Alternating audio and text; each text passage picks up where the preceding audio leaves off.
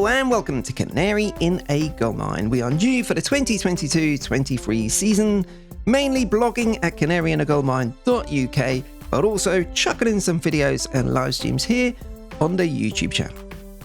In this video, I am desperately searching for a reason to be optimistic going into our first home game of the season against Wigan on Saturday. And in doing so, I'm going to have a look at two occasions from the game against Cardiff last weekend when we almost got it right. And yes, unfortunately, almost getting it right is as optimistic as we can be right now. We'll start by looking at a base formation, which generally was a 4-2-3-1. Dean Smith likes a 4-2-3-1, or sometimes it's 4-3-3. These things tend to meld into each other, don't they? But it's basically the four at the back here, as you can see. The two, Kenny and Lungi as the two, then Sargent on the right, Cantwell in the middle, Sheikha on the left, and Pookie up front.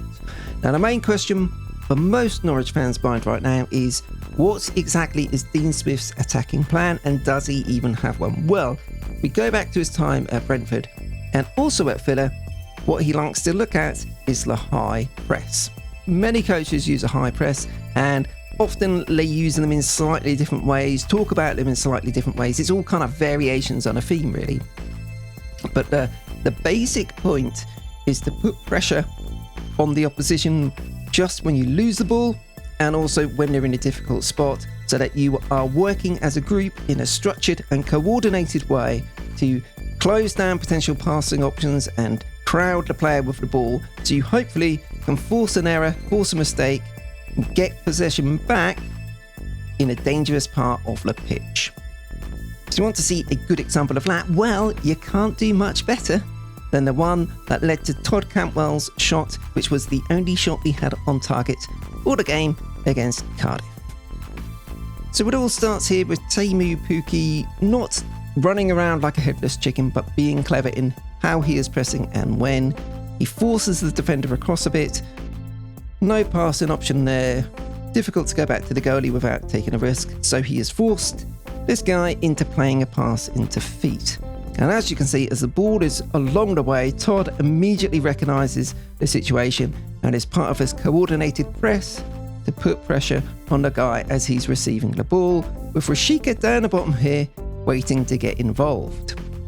So having received the ball, what he really wants to do, as you can see from where he's looking, is to play an easy pass back to the goalie. But unfortunately for him, Todd does his job really, really well. He's quick and aggressive in the press, puts him under a lot of pressure and makes it really difficult for him.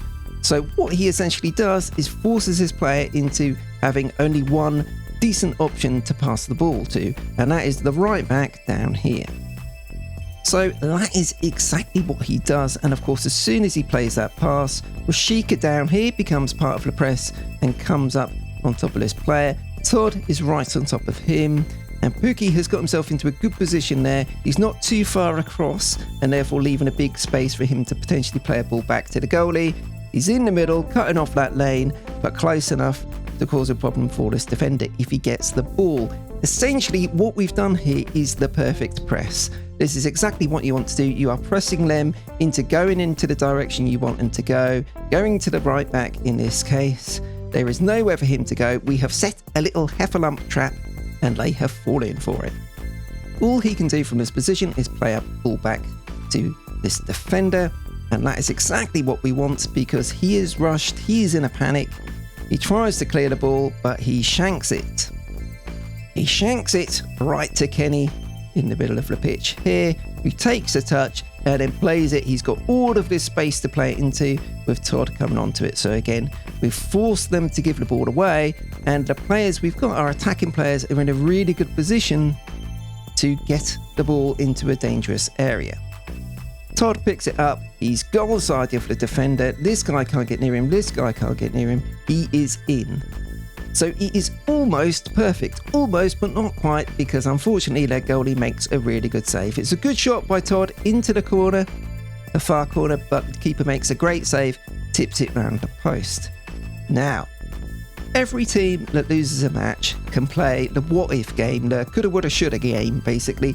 If this goes in, maybe we go on and win the game. Well, it didn't go in, and not only did it not go in, but there weren't really many other opportunities during the rest of the 90 minutes when we worked such a good opportunity. So you've got to put that onto the ledger, but if this did go in, this is basically the perfect goal for Dean Smith and Craig Shakespeare. It is exactly what they are planning to do. It's exactly what they are coaching the front players to do, to force the press, to force them into a mistake and to get the ball into a dangerous position. It almost worked perfectly. Unfortunately, almost is not good enough. And unfortunately, like last season, Norwich were not good enough as a result. The other glorious opportunity we created in the first half took place right in front of Dean Smith here. There was a throw-in by Giannoulis to Cantwell, who's gone out to the left. Ball comes back to Giannoulis. He sees that Rashica is in some space, a nice little pocket of space. He plays the ball into him, and from there, we are off and to the races. It is go time and a show time. Rashica is off, Pukki is off, Sargent is off, Giannoulis and Cantwell are in support. Cardiff are in a lot of trouble.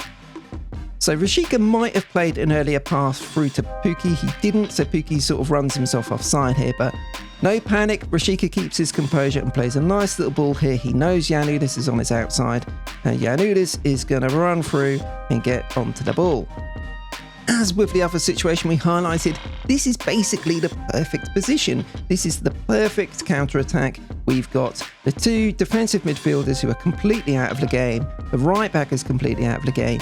The other three defenders are in the worst position you can be as a defender, which is running back towards your own goal. We are in here.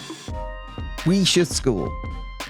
Now, this is the last screenshot I'm going to show you, because you don't need to see how this finishes up, because you know how this finishes up. We do not score, and it is very, very frustrating because Giannoulis does everything right apart from the final bit. Stop me if you've heard that before, of course. Oh, look at this. How much margin for error does Giannoulis have here? Absolutely loads of it. Anywhere in this area and we're in business. There is nobody anywhere near Pukki, one of the most lethal strikers in recent memory in the Championship. No one near him. Just play it in there, we score. If he overhits that pass, Sargent's on the outside at the back post. Oh, how did he mess this up? He hits it over here somewhere, and it is an absolutely golden chance that went begging yet again. And that has been the story for Norwich. We've worked a few good openings, but we haven't taken advantage, and then we haven't made enough more good openings to really make it count. That has to change if we need to get a win against Wigan on Saturday, and boy do we need that win with Dean Smith already under plenty of pressure.